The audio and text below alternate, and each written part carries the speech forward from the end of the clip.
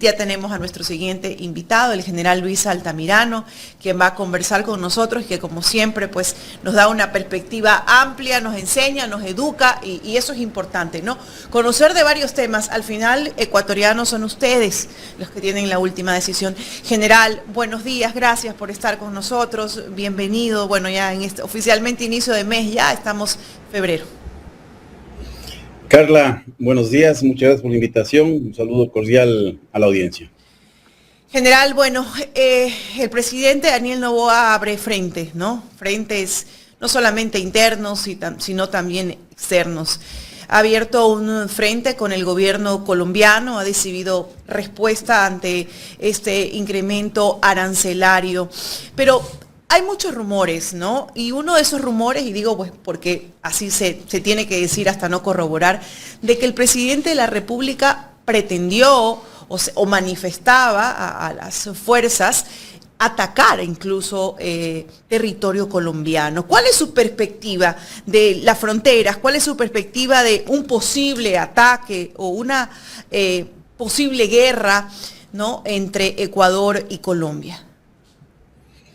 Bueno, yo creo que hay que iniciar por lo que conocemos, que son la aplicación de esta tasa de seguridad, que en la práctica son aranceles, y que prácticamente es una medida que veo que no ha sido reflexionada en términos de lo que se puede hacer desde el punto de vista de la capacidad que tiene un Estado. Porque siempre tiene que existir un proceso decisional para tomar una medida de esta naturaleza. El primer paso es identificar la amenaza o la conducta que se está pretendiendo modificar. Entonces, un Estado lo que analiza es el comportamiento que tiene el otro país y cómo ese país está afectando a la seguridad o a la estabilidad internacional, en este caso afectando a nuestro país. Es lógico que hemos mantenido con Colombia una serie de desavenencias históricamente, una serie de problemas que tienen que ver en la interpretación de cómo manejar operacionalmente la seguridad de la frontera. Esto se resuelve a través de la discusión, el diálogo, pero no a través de estas medidas. Entonces, el primer objetivo cuando se toma una medida de esta naturaleza es pensar, bueno, ¿cuál es la amenaza? ¿Cuál es la conducta que busco modificar? Y ahí se definen los objetivos de carácter político, que en este caso es una medida de coerción para obligar el cambio de una conducta. O, quién sabe, también estas medidas que se conocen como de señalización con la finalidad de la intervención de un tercero, que también ha habido una lectura en esto en relación, por ejemplo, al rol que puede tener los Estados Unidos. Y el instrumento económico seleccionado son sanciones comerciales que a la final van a afectar las exportaciones e importaciones de nuestro país y de Colombia, con graves efectos sobre las cadenas productivas, sobre la interrelación que existe entre empresas que inclusive tienen empresas al otro lado, lo que se conoce como esta modalidad intrafirma, el asunto de la dependencia de materias primas, de insumos de consumo final, de bienes de capital, etcétera, etcétera. Entonces ya la medida en sí, en términos de costos y beneficios, hay un impacto en la economía. Y lógicamente que también cuando se toma una decisión hay que ver la probabilidad del otro Estado en términos de tener una retaliación, lo que se puede conocer como también los efectos colaterales que llegan en un segundo nivel, que ya lo he mencionado, a las empresas nacionales, a la propia población, a la estabilidad de los mercados. Pero en términos de pensar de que podría existir un enfrentamiento de carácter militar, yo veo muy alejado. Y no veo que esto haya podido ser discutido tras bastidores. Esta medida no es una medida pensada. Recuerde usted que inclusive algunas personas que han hecho opinión dicen es que hubo una publicación del presidente Petro referente a la situación de Glass. Bueno, eso no obedece una medida de esta naturaleza, eso obedece una respuesta diplomática, por eso que es una injerencia en la política interna. Pero con la misma agilidad, rapidez que se toman estas decisiones, yo no he visto, y le digo no solo en este gobierno, en el gobierno anterior, medidas que se tomen cuando los Estados Unidos, por ejemplo, tienen injerencia en la política interna. Recuerde usted muchas veces las declaraciones del ex embajador Patrick, en donde hablaba abiertamente sobre temas de política nacional. Entonces, el Ecuador se ha caracterizado históricamente en términos de sus relaciones exteriores por mantener niveles de coherencia con principios, con valores internacionales, con respecto al multilateralismo. Y hoy el Ecuador no es un ejemplo de eso. Entonces, en este proceso de decisión, no creo que se haya evaluado una naturaleza de respuesta militar, pero hay una decisión política que hay que recordar que las decisiones políticas en materia de relaciones internacionales, o lo que se conoce las relaciones exteriores de un país hacia otro, tienen que estar asentados en elementos de carácter legal, porque esta es una medida completamente ilegal a un marco multilateral que fue muy dificultoso el construirlo, que es el marco de la CAN, en donde podemos tener repercusiones y parte de estas repercusiones es la devolución de los aranceles y otras consecuencias que se puede tener.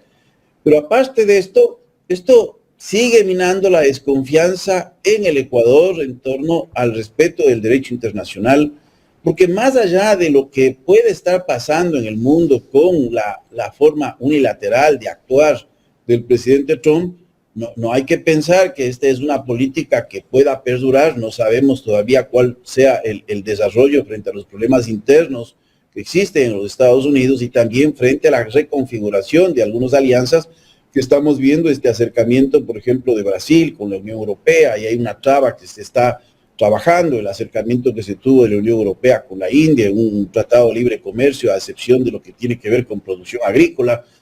Hay toda una reconfiguración en esta lógica de encadenamiento productivo, de interdependencia compleja que está dando. Entonces, el Ecuador tiene que ser muy inteligente en este juego geopolítico y pensar a lo que usted se refiere de una posibilidad de una acción de fuerza, bueno, sería ya un absurdo completo.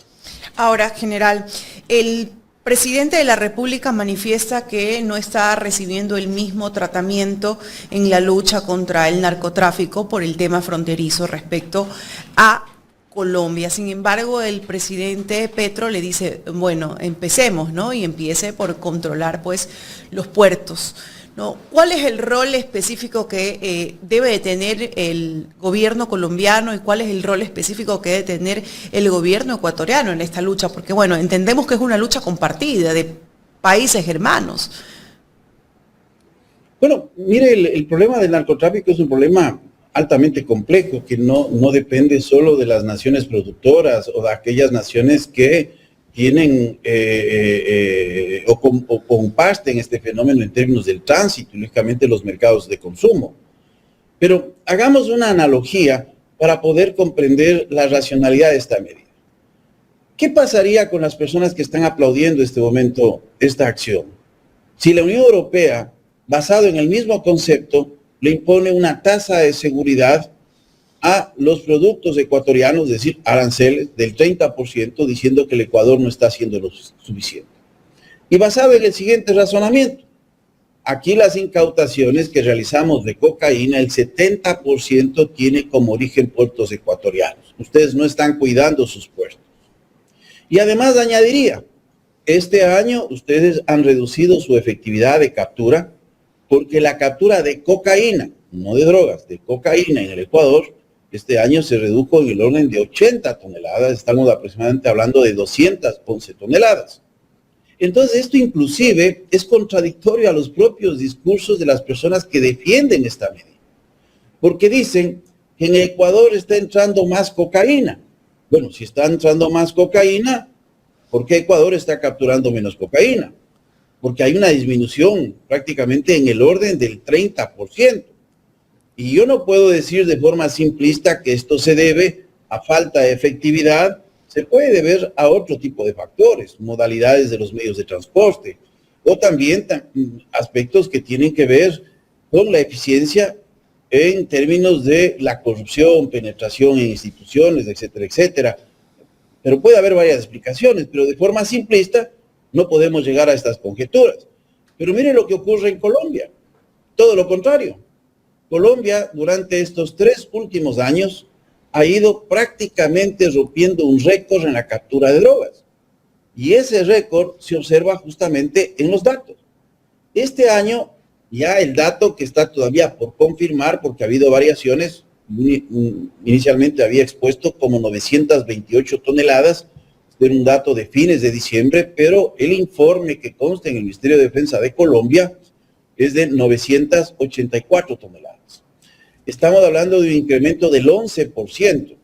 El Ecuador ha tenido un decrecimiento del 30%. Y con esto no estoy diciendo si el uno está bien o el otro está mal. Hablamos de datos en términos de justificación. Pero Colombia en el 2024 también rompió otro récord. Alcanzó las 886 toneladas, 89 toneladas, que fue un incremento inclusive histórico, porque fue un incremento del 19% frente al 2023. Y en el 2023 también rompió un récord, en donde alcanzó las 746 toneladas, un incremento que fue en el orden del 13% al año anterior. Entonces, decir que Colombia no está haciendo lo suficiente, sí, es posible, porque es un problema complejo. Hay muchas aristas ahí, pero en términos de números, no podemos decir que Colombia ha claudicado. De hecho, el propio secretario de Estado, Rubio, cuando desertificó a Colombia por asuntos ideológicos, dijo que en Colombia había institucionalidad y que se continúa con el apoyo financiero y militar en la lucha contra las drogas. Pues no ha habido una desertificación. Ha habido una desertificación en términos oficiales, pero no una disminución de los recursos. Entonces hay que tener mucho cuidado, porque utilizar estos números, hoy más que nunca se manipula esta información, se desconoce, se deja de lado, se utilizan elementos. Inclusive estaba escuchando una entrevista que realmente me caigo para atrás cuando dicen es que el ex canciller de Colombia había mencionado de que el presidente colombiano tiene algún tipo de adicción. Bueno, pero ¿es esa la justificativa? ¿Es eso lo que está comprobado, está verificado? O sea, ¿cómo caemos a estos niveles de justificativa en una decisión de Estado? Porque también lo propio podríamos decir de alguna situación nacional, que yo por lo menos no me sumo a este tipo de narrativas, porque no hay nada comprobado. Pero no se puede caer en un discurso que justamente sigue profundizando el odio en la sociedad, porque aquí no se busca explicar absolutamente nada. Aquí simplemente es seguir en esta polarización para decir, bueno, este es el camino correcto, y se toman estas decisiones que para mi modo de ver son totalmente absurdas, no tienen ningún tipo de sentido. General, no sé si usted pudo ver las expresiones de la ministra Inés Manzano. Bueno, vi una participación que, mire, es penoso porque uno esperaría una respuesta en el nivel que corresponde a un ministro, una respuesta de carácter técnico, una respuesta articulada a una visión de política exterior del país, pero lo que tenemos es prácticamente la expresión que puede decir un turista o alguien que tenga una adhesión hacia muchos de los aspectos de la rica cultura colombiana, pero no más allá de eso. Entonces, realmente no profundiza nada, y le digo sinceramente, no me gusta comentar de estas cosas. A veces hay cosas que hay que dejar pasar, pero uno lo que está viendo es ese nivel de improvisación en esta medida y el nivel de reacción que se ha venido dando en los foros internacionales, en donde ha participado el presidente, donde participan funcionarios públicos, en donde no hay explicaciones de carácter profundo para poder entender cuál es la decisión que ha tomado el país. Yo le digo, los números están ahí. Ha habido 3 invitaciones directas del presidente Petro para conversar. Sí, hay expresiones, porque en términos de una posición que ha tomado el Ecuador, también ha habido reacciones muy fuertes de Colombia, pero eso también hay que entender, hay que saber manejar con inteligencia. Porque alguien decía, bueno, y el presidente Petro dice que nos va a venir a enseñar a manejar los puertos y que eso es una afrenta al país. Bueno, es que también es una afrenta inicial desde el mismo momento que usted dice que el gobierno colombiano no hace nada absolutamente en el sector fronterizo. Entonces, hay que bajar los ánimos, hay que buscar acuerdos, porque los que están saliendo perdiendo aquí a la final es la gente. Porque las empresas buscarán sus caminos, pero es la gente que depende en términos de trabajo de sus ingresos para poder subsistir de estas medidas que se están tomando de forma unilateral por el Ecuador y que siguen escalando esta espiral en donde no vemos a lo menos una salida de carácter inmediato. Ahora, desde el punto de vista general, y le hago esta pregunta porque en estos momentos que estamos hablando de las fronteras, estamos hablando de los puertos, ¿no? El Ecuador está siendo muy cuestionado, de hecho fue cuestionado por Europa últimamente, ¿no? Por un diputado también europeo. Entonces está siendo cuestionado de que no se está dando el manejo adecuado a los puertos, a las fronteras. Hay un sinnúmero de denuncias de que la droga va en barcos bananeros o de distintas frutas, no hablemos solamente de bananeros. Entonces, a nivel exterior, ¿cómo se ve el país? ¿Se ve que le hace falta una política establecida de frente y directa en función de atacar a estos grupos criminales, en función de erradicar o contener o paliar la contaminación?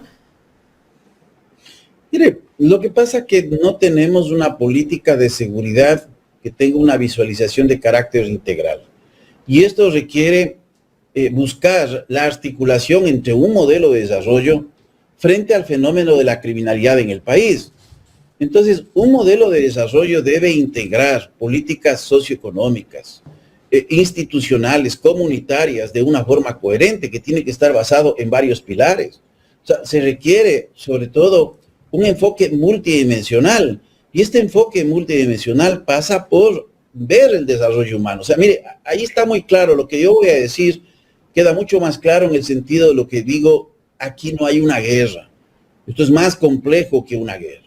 Estamos recayendo en este término pensando de que esta es una solución que se da por la fuerza. Un enfoque multidimensional abraza el desarrollo humano, abraza lo que es la inclusión productiva, la reducción de desigualdades, que hay que hacerlo de forma progresiva, pero en donde no vemos absolutamente nada, por lo menos integrado a elementos de articulación de coyuntura en las zonas que se intervienen. Tiene que existir un fortalecimiento institucional y del Estado de Derecho, que es lo primero que hace el gobierno en términos de afectar ese Estado de Derecho, con una justicia transparente y efectiva, con una policía de carácter profesional, con una inteligencia adecuada, con cooperación internacional, y sobre todo trabajar en mecanismos también de prevención situacional y social, en términos de esta teoría de las ventanas rotas, en términos de lo que es de los diseños urbanísticos, la articulación con los gobiernos autónomos descentralizados con los que no se quiere conversar, con programas de intervención temprana a jóvenes. Por ejemplo, hay tantos espacios públicos que pueden ser articulados los fines de semana justamente para buscar esa intervención temprana. Y sobre todo también algo que hemos dejado suelto porque ya nos hemos acostumbrado, que no tenemos un sistema de rehabilitación e integración de las personas privadas de la libertad. Entonces ahí lo que tenemos es un elemento latente de mayor violencia para la sociedad. Y hay que tener un enfoque territorial, un enfoque, yo digo, comunitario. Hay tantas cosas que hacer en términos de control de mercados ilegales, buscar cohesión social, construcción de una cultura de legalidad. O sea, en vez de estas cadenas nacionales, estos spots publicitarios, trabajar en educación y valores cívicos, también en medios en una política de comunicación que se articule en todos los medios, para evitar dibujar este sentido de que el mundo criminal puede ser una oportunidad. Pero no vemos absolutamente nada. Entonces hay cosas que pueden intervenir. Deporte y cultura es una herramienta, por ejemplo, de carácter importante. Lo que pasa es que estamos frente a una extrema politización de la situación en el país, en donde lo que se busca es deslegitimar a las instituciones, deslegitimar a cualquier contrapeso. Entonces estamos frente a una situación profundamente politizada, con ataque a medios independientes, con cuestionamientos que se da a cualquier persona que opine diferente. Y mire, yo le quiero decir algo muy personal. Mire. Yo he sido ya sujeto a una serie de amenazas y eso no me ha permitido retornar al país. Y lo digo profundamente preocupado. ¿Usted está fuera del país, general?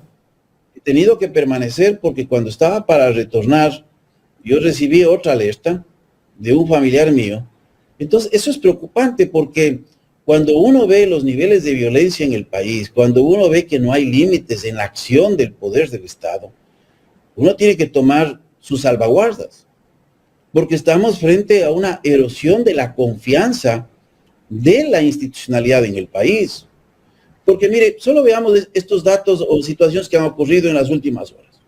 Primero, esta polarización, ¿cómo se expresa? En un lenguaje de guerra política, que hoy se está profundizando más cuando se dice la ofensiva total, que es ellos versus nosotros. Y en esta narrativa de salvación nacional del solo nosotros tenemos razón, veamos casos como el caso de Camila León, donde lo que se buscaba prácticamente es perseguir con la justicia a cualquier voz que pueda ir en contra de las políticas del gobierno, mediante reformas al Código Integral Penal. Mire lo que publicó el día de ayer, no sé si ayer o anteayer, la Fiscalía General del Estado, sobre lo que no se dice, pero es contra el derecho a la resistencia, en un sentido prácticamente de amenaza. Entonces, eso genera una serie de dudas en qué tipo de Estado estamos.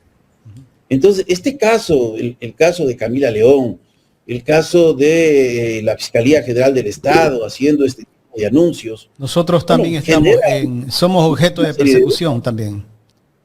Claro, y a eso mire que hay una serie de procesos, limitaciones ahora, no quiero mencionar porque este periodista tuvo me indicó de un medio televisivo muy importante del país, en donde se le prohíbe, por ejemplo, el acceso ya al sector que él cubría, que es el sector defensa, por justamente hacer algunas observaciones.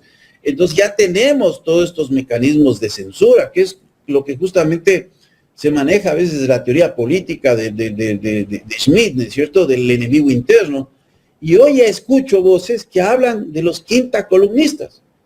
Es decir, el quinta columnista es el enemigo interno en donde está afectando al Estado, porque en el Estado tiene que haber pensamiento unificado, y ya se genera esta idea de la figura de la traición, lo que puede llevar a justificar medidas de carácter excepcional, no solo en los estados de excepción, sino en mecanismos de represión y suspensión de derechos.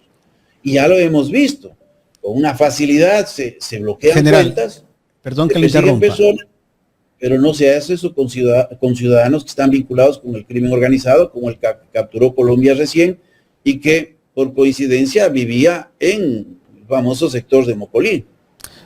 General, perdón que le interrumpa. ¿Usted recibió una alerta o amenazas ya de pronto a su teléfono? Quiero reservarme en esto porque yo no tengo los recursos como para enfrentar una situación de esta naturaleza.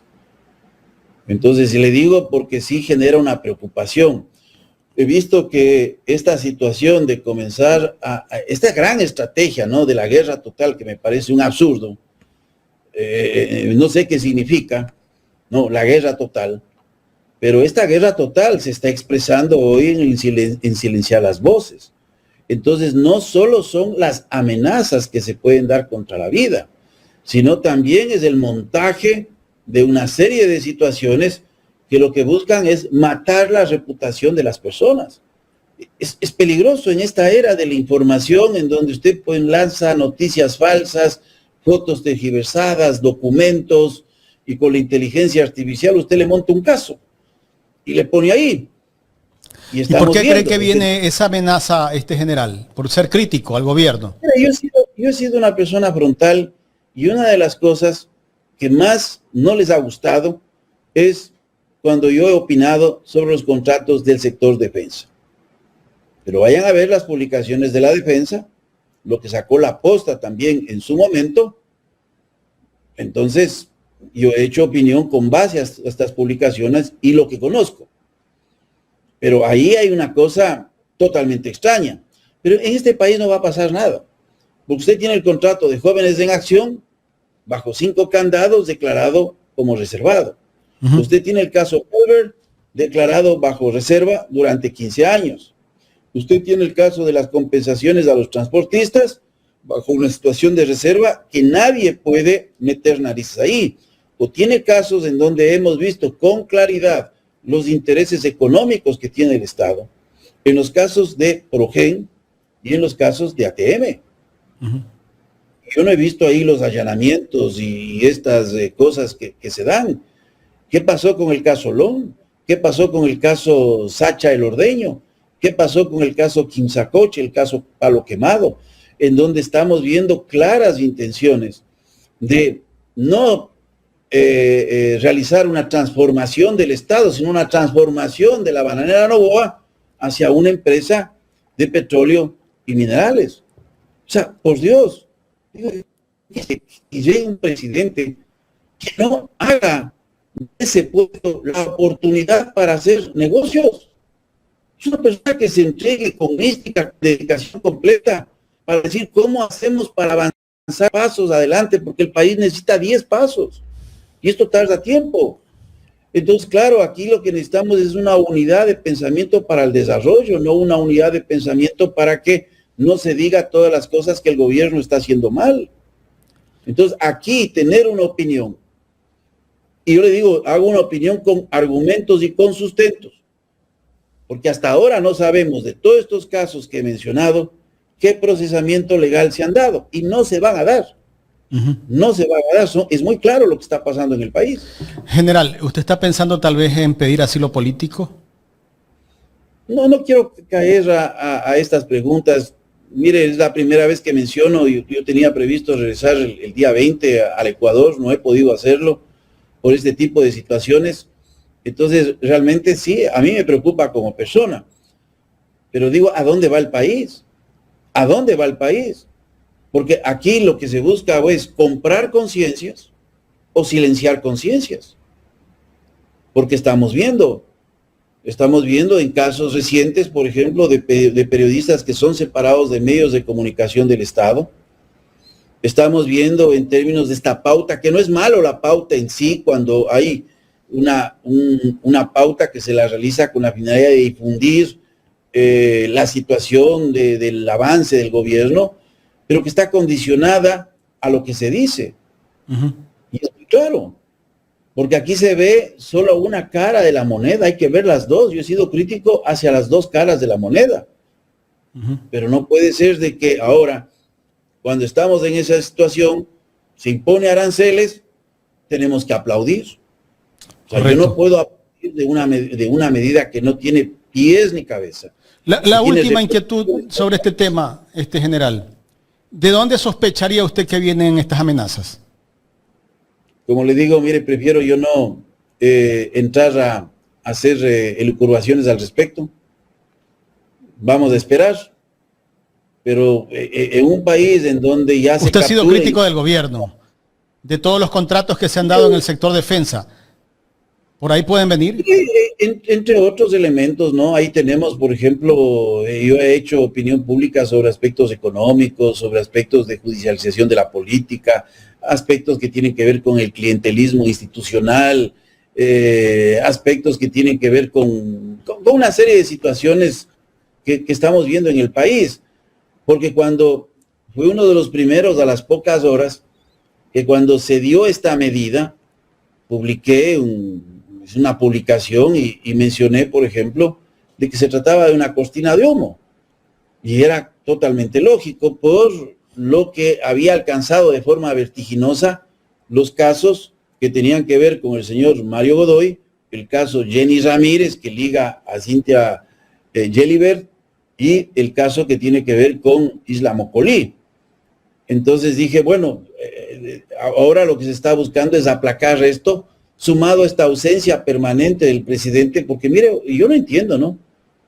O sea, el presidente viaja de urgencia, estuvo recién, los primeros días de diciembre estuvo en Emiratos Árabes. Entonces uno comienza a pensar, bueno, ¿qué hay por detrás? Porque el gobierno no informa. Y parte de la democracia es informar, es generar transparencia. Pero el gobierno no nos dice nada a qué viajó el presidente. Agendas reservadas son.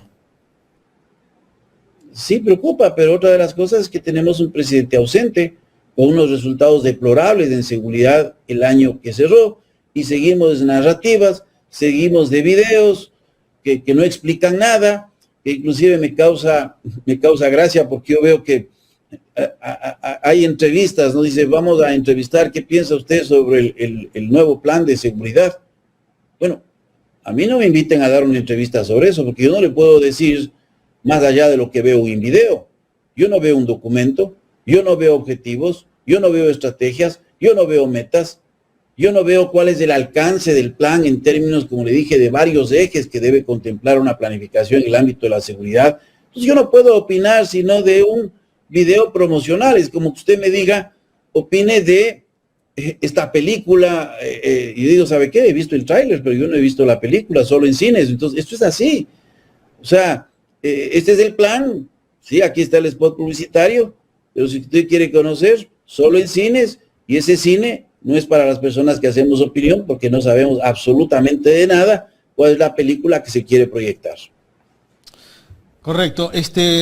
General, ¿cómo se puede exigir el control de fronteras a un país hermano cuando las Fuerzas Armadas están cuidando cárceles, están en las calles?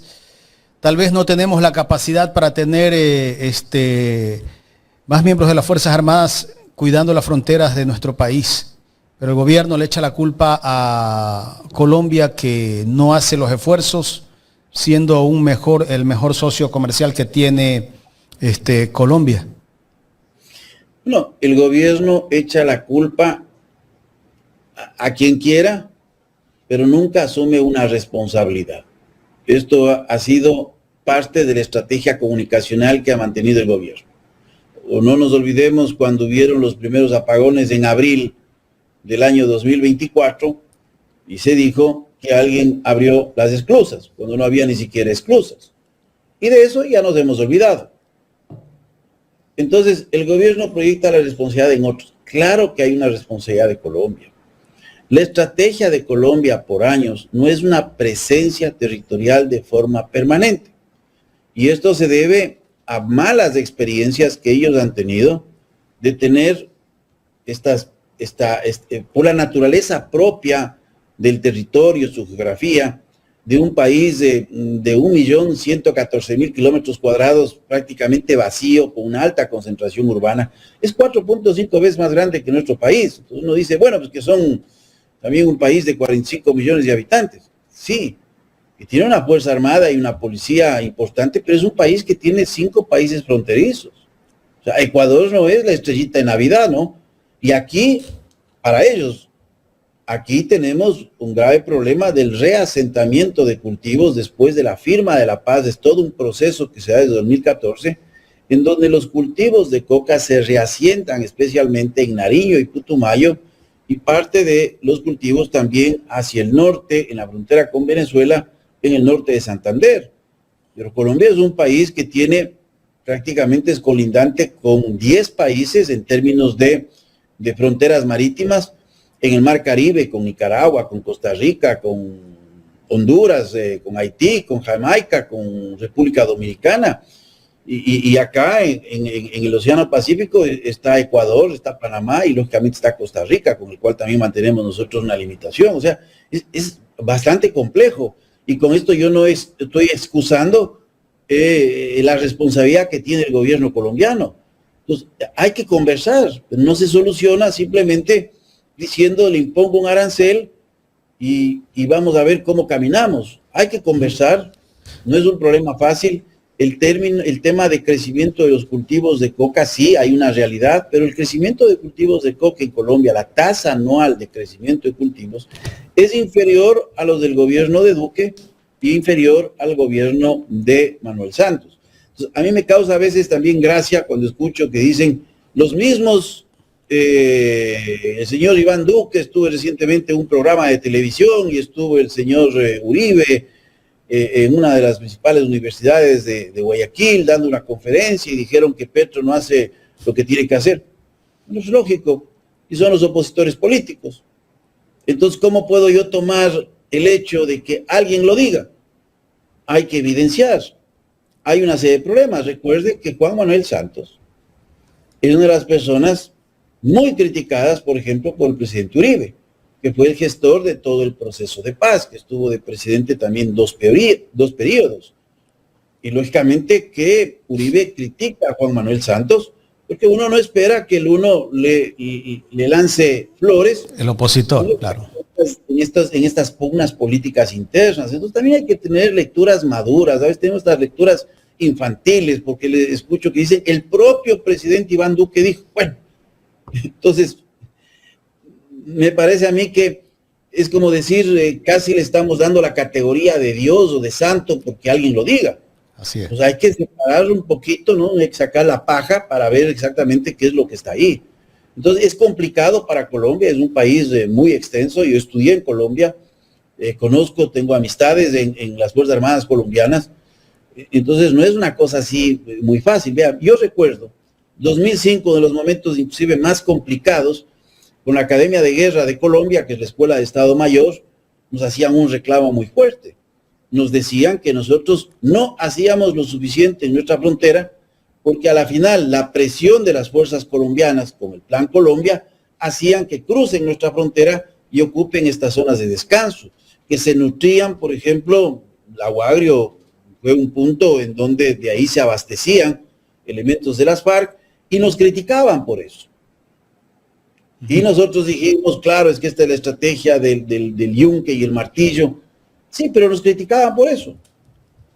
Pero la solución, ¿acaso es imponer aranceles? No creo que pasa por ahí. Finalmente, general, ¿esta es una decisión geopolítica? ¿No es una decisión en realidad por el tema de la seguridad de la frontera? El presidente Daniel Noboa tomó esta decisión por orden tal vez de los Estados Unidos.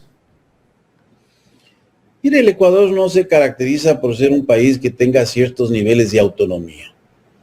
Y esto, más que responder esta pregunta, le puedo decir qué están haciendo otros países, más allá del tamaño que tengan en términos de sus relaciones. Mire, por ejemplo, yo también he escuchado en esta disputa, dice, el mismo presidente Trump mencionó sobre el presidente Petro estas situaciones sobre potenciales vinculaciones con el narcotráfico. Bueno, el mismo presidente Trump también dijo que el Brasil tenía una balanza comercial beneficiosa al Brasil, positiva, frente a los Estados Unidos, y que esa era la razón por la cual le impuso en su momento 50% de aranceles a los productos brasileños. ¿Qué decía el dato? Que era al contrario, que la balanza comercial era una balanza comercial positiva para los Estados Unidos. Lo que sí tiene Brasil, en cambio, es una cosa también que resalta, es que Brasil tiene una balanza comercial positiva con China. Brasil exporta más a China de lo que importa. Brasil importa más de Estados Unidos de lo que exporta. Entonces, hay que tener cuidado, no porque dice el señor Trump, entonces, bienvenido sea, está escrito en piedra y casi es un texto sagrado. Entonces, hay que diferenciar entre los discursos políticos, las intenciones geopolíticas de la presidencia de Trump y este juego que se está dando actualmente en la región y lógicamente en donde participan también otros actores extrarregionales. Entonces, hay que tener mucho cuidado. Ecuador no tiene una autonomía política. Y yo solo quiero cerrar diciéndole lo siguiente. Yo me alegro que la pregunta en donde se dijo no a las bases militares haya surgido justamente de una decisión muy pensada del pueblo ecuatoriano.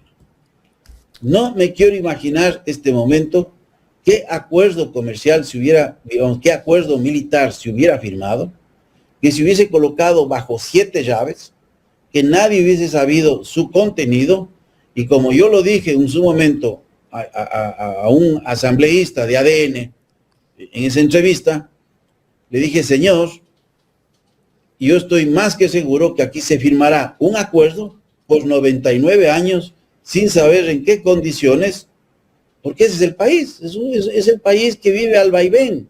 ¿Necesitamos la cooperación de los Estados Unidos? Sí necesitamos, pero un gobierno que prácticamente, yo veo que un gobierno entreguista, cualquier cosa puede pasar. El caso mismo de Elian Cornejo, en donde usted no ve una firme actitud del gobierno ecuatoriano. Entonces son cosas que dejan entrever de que se maneja con pinzas la relación con los Estados Unidos, que también hay que ser muy inteligente en esto, pero en donde prácticamente hay casi una subordinación a la política de los Estados Unidos. Y eso, le digo, a mí también me genera preocupación. Vamos a ver, porque aquí es un evento complejo que sería para otra entrevista, analizar la política de los Estados Unidos, las repercusiones regionales que se tiene, y cómo esto puede incidir a las decisiones en política exterior del Ecuador en el futuro. General, queremos agradecerle por el tiempo para este análisis. Muchísimas gracias. A usted muchas gracias, Carla y Jaime. Gracias, general, por su tiempo. Bueno, y esperemos que se encuentre muy bien, ¿no? Realmente yo creo que todos los que... Sorprendente lo que nos acaba de decir, nuestra solidaridad, por supuesto, con el general que no ha podido regresar al país. Toda persona en este país que levanta la voz, que expone verdades, realidades, sin duda alguna es cuestionado, perseguido, amenazado, pone en riesgo su vida. Y yo creo que sí es importante que la ciudadanía comprenda que es cierto, comprenda que no es mentira, que no es menos importante, que quieren callar. Y te das cuenta que no solamente a los periodistas, sino a toda aquella persona experta que se muestre a hacer un análisis veraz, serio, que no comulgue con el gobierno. Siempre te van a perseguir. Es impactante ver esto. Y hablan de libertad de expresión. Y la señora Camila León presentando un proyecto de ley para modificar un artículo. ¿Para qué? Están para desesperados. Terminarnos de callar. Porque, ojo, de por sí ya nos tienen amordazados. Porque el miedo, esa persecución constante, ¿qué busca? Silenciar, callarnos. Las voces disidentes.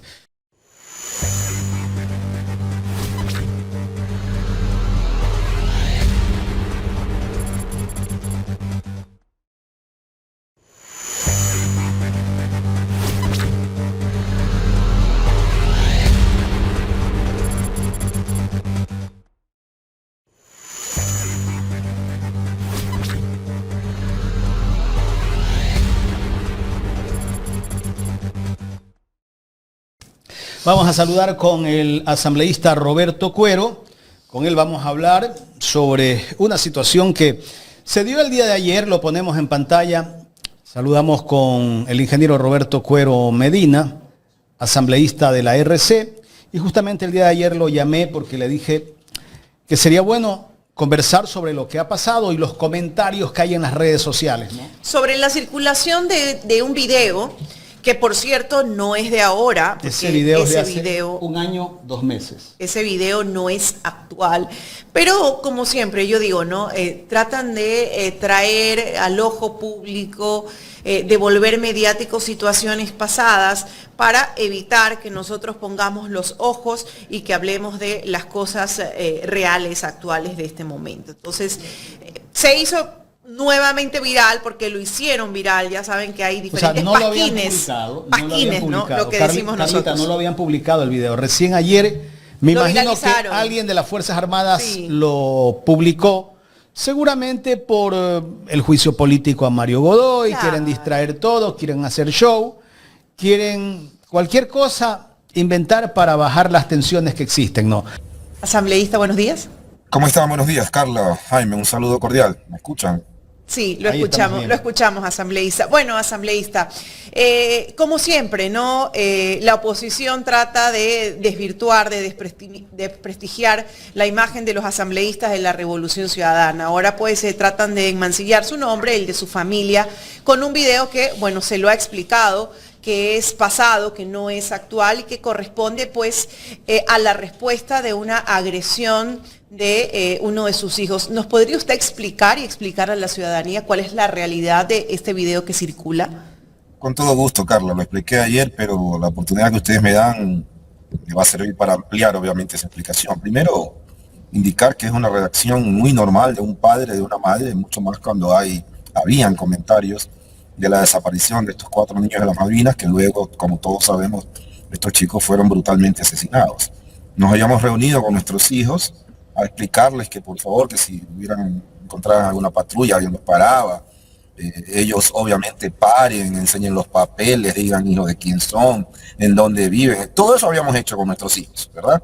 Y era justamente en esa época. Y resulta que, recuerdo, fue un día sábado, ahora que estaba conversando con mi esposa, estábamos en la parte de atrás de la casa y de repente entra una llamada de nuestro hijo indicando que lo tenían unos militares y que lo habían golpeado.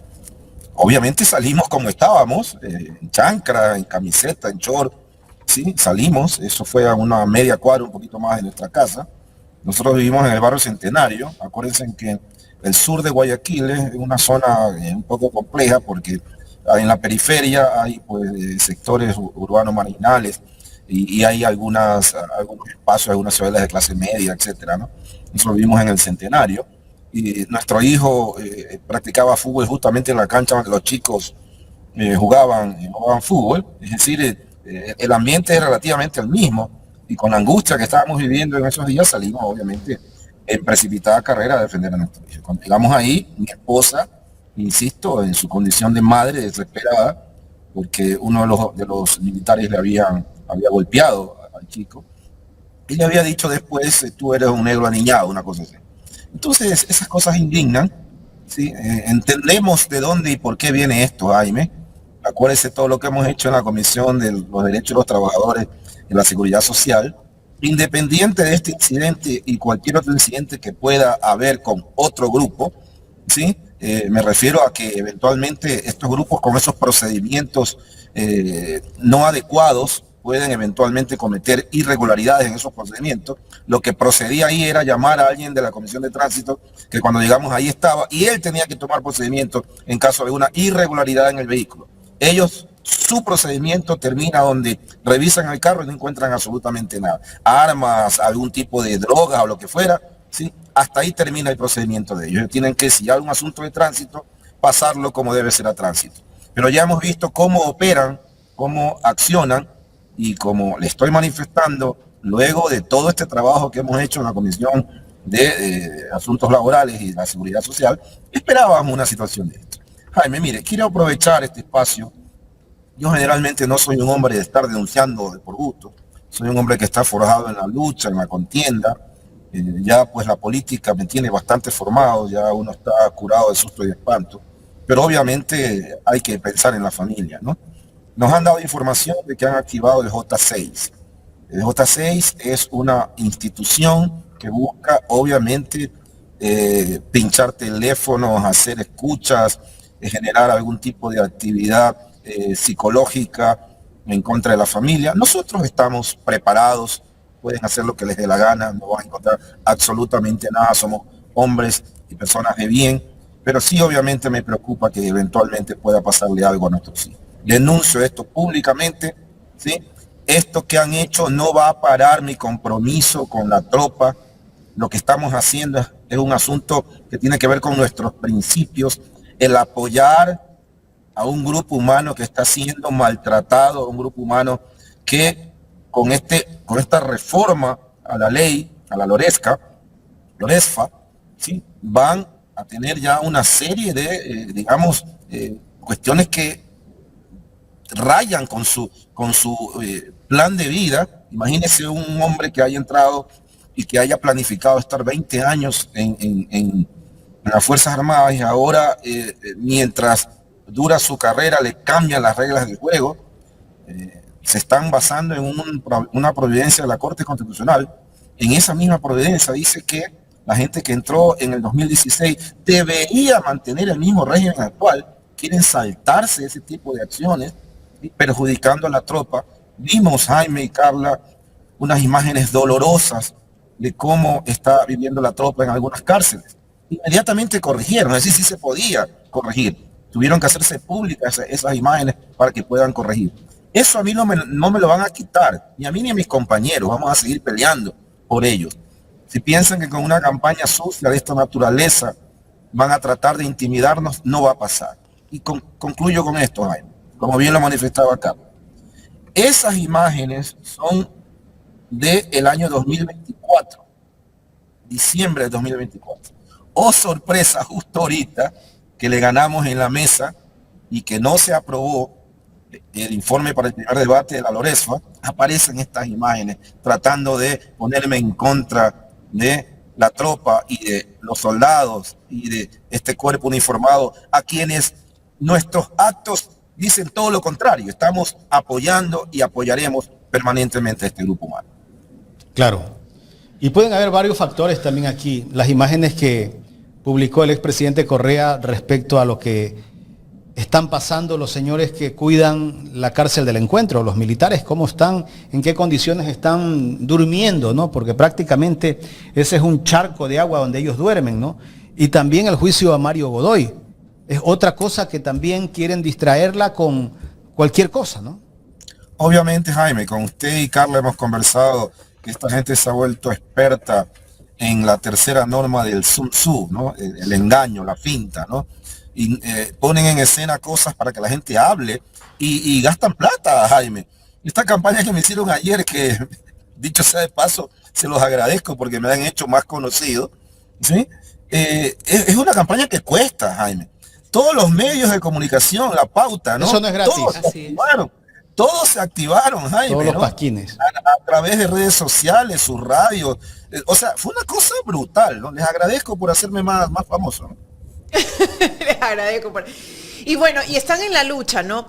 En estos momentos la bancada de la Revolución Ciudadana está expuesta, está en el ojo público porque, bueno, tenemos al frente también el juicio de Mario Godoy. Entonces, cualquier desprestigio, cualquier narrativa que enfoque hacia otro lado, en estos momentos para ello es de vital ayuda. ¿Usted cree que hacia allá apuntan a desprestigiar esas miradas a las diferentes coyunturas que se están dando?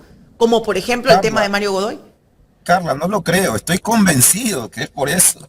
Estoy convencido que buscan desprestigiar a la bancada y a nosotros de manera individual y colectiva, porque estamos poniendo el dedo en la llaga. Lo que pasó en el juicio político, en la presentación de pruebas, acuérdense que yo ya pasé por esa comisión, hay un espacio, ¿sí?, que la ley permite presentar pruebas nuevas. Y no admitieron las pruebas nuevas. Y adivinen de quién no admitieron las pruebas nuevas. Del juez que justamente denunció los actos de corrupción de todo el entorno de Godoy. De él no permitieron las pruebas nuevas. Imagínense en cómo se está hipotecando la bancada de ADN con una situación pero impresionante, ¿no? O sea, ¿hasta dónde van a proteger a alguien que está completamente coludido en una serie de acciones que ya poco a poco se irán develando, estimada Carla y Jaime? Correcto. Volviendo al tema del video que circuló el día de ayer, ese video lo grabaron hace 1 año, 2 meses. Usted lo decía, casi que esto fue a raíz de la desaparición de los niños de las Malvinas, si no me equivoco. Exactamente, Jaime, eso estaba fresquito. Imagínense, lo dije al inicio de la conversación, de esta entrevista, nosotros nos habíamos reunido con nuestros hijos a comentarle, a explicarle, a darles consejos de cómo se estaba poniendo la ciudad y el país una vez que las Fuerzas Armadas ingresen a hacer patrullajes con esa connotación de que se creen autoridad, de violar procedimientos. Ellos son un grupo armado, ¿no?, que el Estado le ha entregado una función adicional a la que la Constitución les asiste, ¿no? Y esa función adicional está enmarcada en estos estados de sección y una serie de parámetros establecidos en esta lucha de conflicto armado, interno, etcétera, etcétera, que se inventaron. Mire, yo que soy un estudioso de esto, que soy un hombre que ha estado permanentemente haciendo el seguimiento a este asunto de inseguridad, acabamos de cerrar un año, Jaime, con más de 50 muertes violentas por cada 100.000 habitantes. ¿Sí? Es decir, todo este andamiaje que están planteando no tiene un resultado positivo, ni en las muertes violentas, ni en los robos, ni en cualquier parámetro que usted analice desde el punto de vista de inseguridad. Algo está fallando. ¿Y sabe qué está fallando, Jaime? El enfoque. El enfoque es represivo. El enfoque para cambiar los problemas que tiene el país de inseguridad tiene que ser un enfoque preventivo. Por un lado, sí, hacer operativos, capturar delincuentes, capturar capos, pero por otro lado tiene que haber un enfoque preventivo. De lo contrario, esto se vuelve una ruleta rusa. Han tratado inclusive y han insertado, perjudicando a una cadena comercial importantísima, aranceles por seguridad del país vecino de Colombia. Aranceles por seguridad. Han subido el 30% a un arancel, ¿sí?, para la comercialización de productos.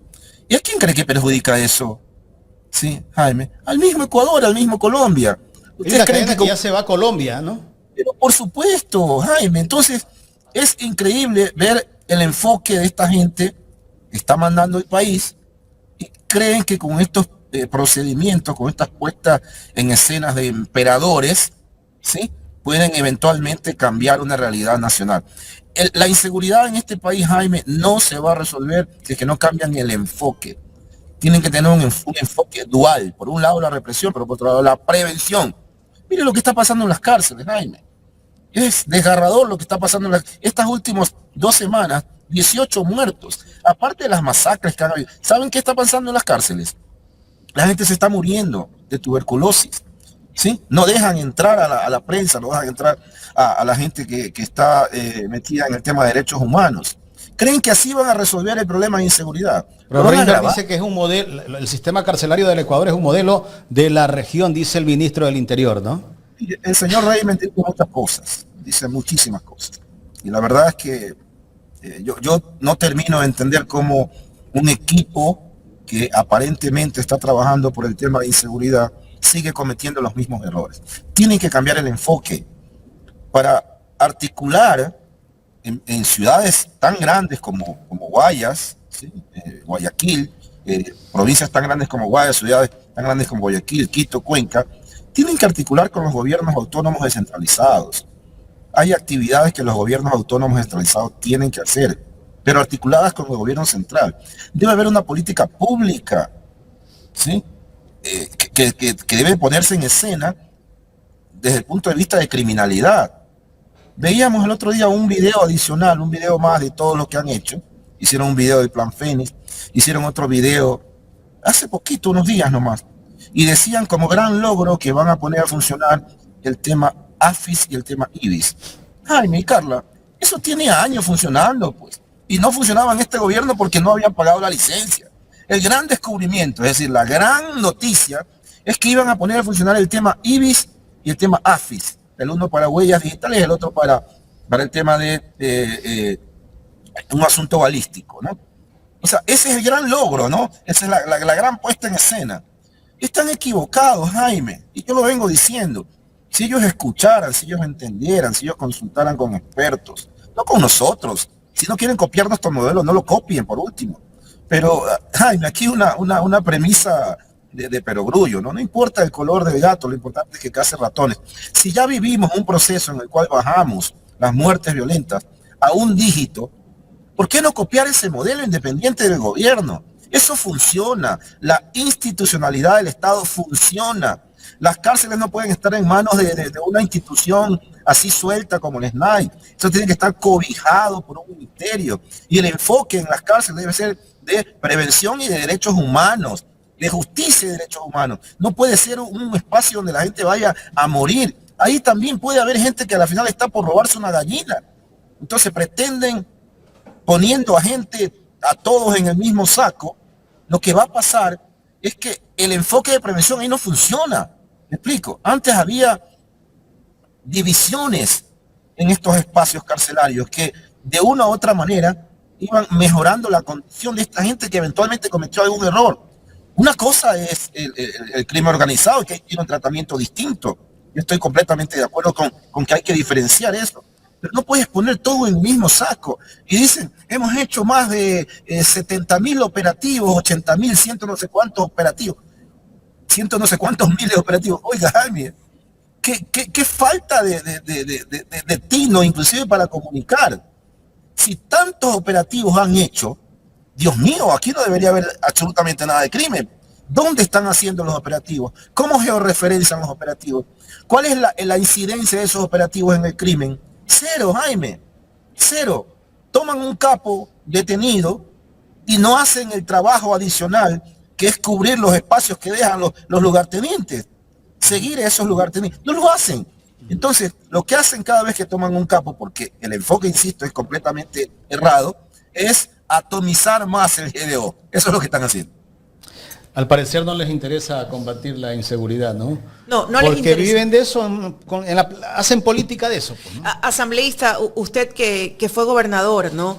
la situación que viven las cárceles del país y la que vive en la cárcel del Litoral definitivamente debe de ponernos en alerta y ojalá sí desde la Asamblea se haga un llamado, porque esto puede proliferar a la ciudadanía. Pero por supuesto, Carlos, ¿usted se imagina Ecuador, un país que está aparentemente o estaba aparentemente en vía de desarrollo, que aparezca con una ola de tuberculosis a estas alturas en el siglo XXI, de tuberculosis? Es una de las enfermedades más contagiosas que existe en el mundo. Y creen que porque aparentemente la tuberculosis solamente está en la penitenciaría, no hay la posibilidad de que se propague. ¿Acaso no hay más gente que va a la... Pero se ha infectado una de las doctoras de forenses. Por supuesto, Carla, por supuesto. O sea, ya deberían estar pensando en crear cercos epidemiológicos por esta enfermedad que es extremadamente contagiosa. ¿Qué están haciendo para controlar eso, Carla? Mire, yo ponía un ejemplo en alguna de las conversaciones que he tenido con ustedes y otros periodistas que gentilmente me han entrevistado. Y decía, a veces esta gente piensa que porque viven en ciudades amuralladas, hacia allá no le va a llegar la delincuencia. Ya les llegó. Y ya les ha llegado la delincuencia a las ciudades amuralladas.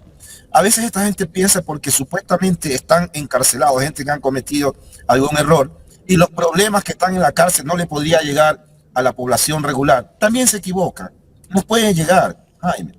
Ese es el concepto, ese es el enfoque al cual yo me refiero. Si no se trabaja en un enfoque de prevención, cualquier política pública, peor en el tema de inseguridad, va a fracasar. Correcto. Esa es la realidad del país. Ingeniero, ya en la recta final de esta entrevista, le iba a preguntar, ¿cuántos años tiene su hijo que fue agredido? Mi hijo tenía en esa época 18 años. Recién cumplía los 18. 19 y pico. Bueno, 20 ya va a cumplir. Tenía 19 años, 18 y pico en esa época, ahorita ya va a cumplir 20 años. ¿Y estas personas no grabaron la agresión? Esa no la grabaron porque no les interesaba. El muchacho estaba obviamente nervioso. Sí. Yo estaba con mi esposa cuando ella recibió la llamada. Si usted nos ve cómo salimos, estamos en short, en chancla. Mi mujer está en un short, yo estoy en una camiseta, estoy en zapatillas. Tuvimos que correr esa un poco más de media cuadra. ¿Sí? Y enfrentar a esta gente, créame, con toda modestia, le digo, Jaime, yo soy un padre, y créame, he conversado con varias personas, y mi reacción y la reacción de mi esposa es producto del miedo y la angustia que sentimos al escuchar la llamada y ver que mi hijo está rodeado con militares cuando mi hijo es un muchacho sano. Entonces, ya se había cumplido todo el procedimiento, habían revisado el carro, no habían encontrado nada. Si acaso había algún problema con respecto al vehículo, ya le correspondía a la gente de tránsito tomar procedimiento. Ellos se arrogan procedimientos. Miren lo que pasó con los chicos de la Malvinas. Se declararon jueces, fiscales, torturadores y se convirtieron en asesinos. Ese tipo de cosas, por ese tipo de cosas es que reaccionamos así. Y créame, Jaime, se lo digo con toda humildad. Yo haría lo que hice 1.000.000 de veces, lo volvería a hacer, porque creo que actué bien defendiendo a mi familia. Lo mismo me decía Carla hace un momento, le preguntaba, ¿qué harías tú, Carlita? No, pues yo me le voy encima. El ser un personaje político, ser asambleísta, no te quita jamás la condición de padre. Y yo creo que eso va a primar ante cualquier persona, ante cualquier ser humano. Así que, bueno, nuestro respaldo siempre y es importante que se siga siempre la normativa y los procedimientos. Muchas gracias, Carla. Muchas gracias, Jaime. Un abrazo fraterno a la ciudadanía, indicarle a la gente que nos ve y nos escuche que el hecho de que yo sea un hombre público no me convierte o no me deshumaniza. Yo sigo siendo padre, sigo siendo esposo, sigo siendo hijo, sigo siendo hermano. Y una reacción de este tipo con la angustia que estaba en ese momento en el ambiente, créame, cualquier persona la hubiera tenido. No me estoy justificando, al contrario, me ratifico en que lo haría 1.000.000 de veces nuevamente. Y una cosa final, Jaime. Independientemente de esto, no va a cambiar mi posición de defender a la tropa, de defender a los más humildes de las Fuerzas Armadas. Porque por 10, 15, 20 malos elementos, yo no puedo tomar una actitud en contra de Fuerzas Armadas donde hay muchísima gente honesta, muchísima gente buena, que está poniendo el pecho a las balas para protegernos también. Gracias, ingeniero Roberto Cuero. A usted, muchas gracias. Bueno, ahí hemos tenido la aclaración y la exposición del ingeniero Roberto Cuero. Bueno, es una reacción de padre, ¿no? Es una reacción de padre, ¿no? Una reacción de padres que se sostuvo frente al ambiente que se vivía en esos momentos y que, bueno, que no ha pasado tampoco a mayores, pues, ¿no? Gracias. Pero bueno, pues siempre tratan y van a tratar de desprestigiar, de agrandar la situación, de expandir. No, pues te caen encima todos, ¿no? Los medios cercanos al régimen, los pasquines también que tienen para desinformar, para atacar a la oposición, ya están activados. Seguramente esa es la pauta ahorita en estos días. Y seguro están pagando por todo eso, porque no te hacen nada gratis, ¿no? Todos estos medios que están cercanos al gobierno cobran mucha muyapa, como dice el chochólogo.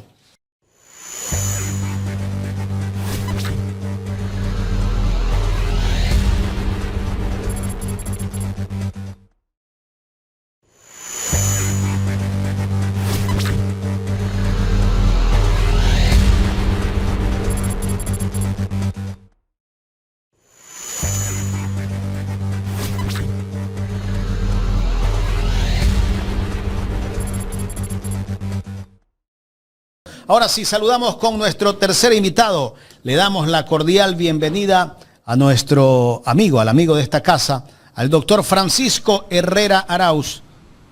Doctor, ¿cómo le va? Buenos días. Sí, se me oye bien. Perfecto, ahí estamos bien, doctor. Qué gusto, buenos días. Hola, Jaime. Sí. ¿Está Carlita por ahí? Claro que sí, salió en este momento, ya regresa. Bueno, pues, el saludo cuando me integre con Carlita. Pero está bien, buenos días, buenas tardes, buenas noches, en cualquier lugar del mundo donde nos ven. Muy gentiles. Estamos en Ecuador en directo ya. Esta es mi casa también. Yo me siento en casa. Y es grato compartir con ustedes. Hola, Carlita. ¿Cómo le va? Doctor, qué gusto que se sienta en casa también. Sí, ya les dije. También es mi casa, me siento a gusto. Y bueno, le he pedido a Jaime, como ustedes han visto ya en otros medios también, le he pedido a Jaime que nos permita llegar a esta casa con algunas buenas noticias que espero nos integren y nos alegren. Así es que, ¿qué tal, Jaime, si usted empieza con el video que le mandé? A ver, doctor, yo me quedé de año allí. Deme un minuto, porque como he estado en entrevistas... ¿Y el corre? Bueno, hasta tanto entonces. Les cuento. Estoy viviendo una experiencia dentro de la comunicación que creo que vale la pena contar y hacer de esto más bien un mensaje altamente positivo. La primera buena noticia es que estoy recuperándome en salud. Los indicadores después de 3 años de esta lucha contra el cáncer comienzan ya a volverse positivos. Me habían obligado a retirarme y después de retirarme me había quedado solo con la experiencia del editorial. El editorial además se creó para un grupo que nos acompaña con los respaldos como Ecuador Inmediato Premium. Ellos, la verdad, se han convertido en una muy grata experiencia. Nos han aportado a lo largo de estos 3 años, nos han permitido seguir con Ecuador Inmediato, nos han dejado que realmente avancemos. Y bueno, después de 3 años, en octubre del 2025, en pleno paro, recuerda usted, Jaime, Carlita, claro, en pleno paro, pues los propios miembros de Ecuador Inmediato Premium me pidieron que me abra para que todo el público escuche los editoriales. Que ellos convenían en mantenerse respaldándonos, pero que el mensaje se vaya para todos. Por conciencia política, por necesidad de información certera. Y entonces a partir de ese momento nos abrimos en una experiencia que realmente es grata. No se fue nadie de los miembros de Ecuador Inmediato Premium, no se fue nadie. Todos se quedaron a respaldarnos y respaldamos, y desde ese momento hasta la actualidad, ustedes ya lo habrán recibido, nuestro editorial es para el público abierto y también para el público de premium. Esta experiencia también fue avalada por YouTube.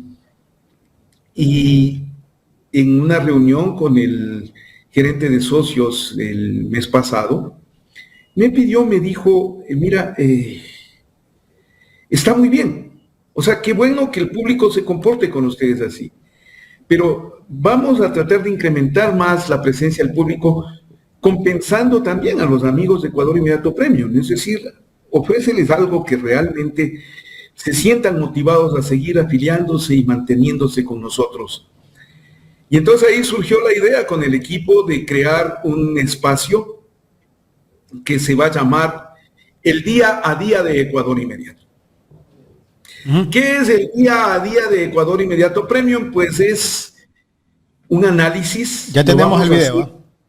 A ver, ya tenemos el video, pues entonces, cuéntale, suéltale.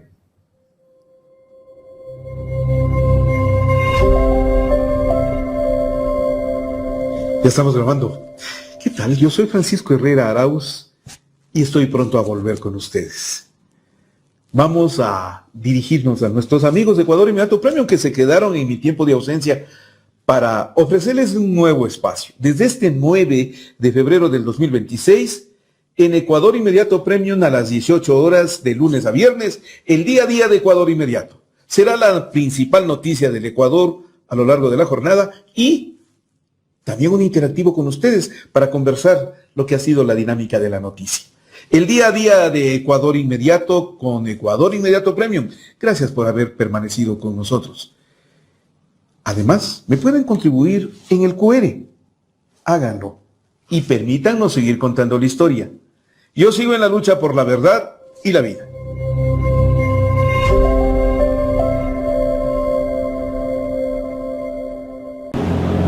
Y ahora, ¿quieres saber cómo afiliarte a Ecuador Inmediato Premium? Sigue estos pasos.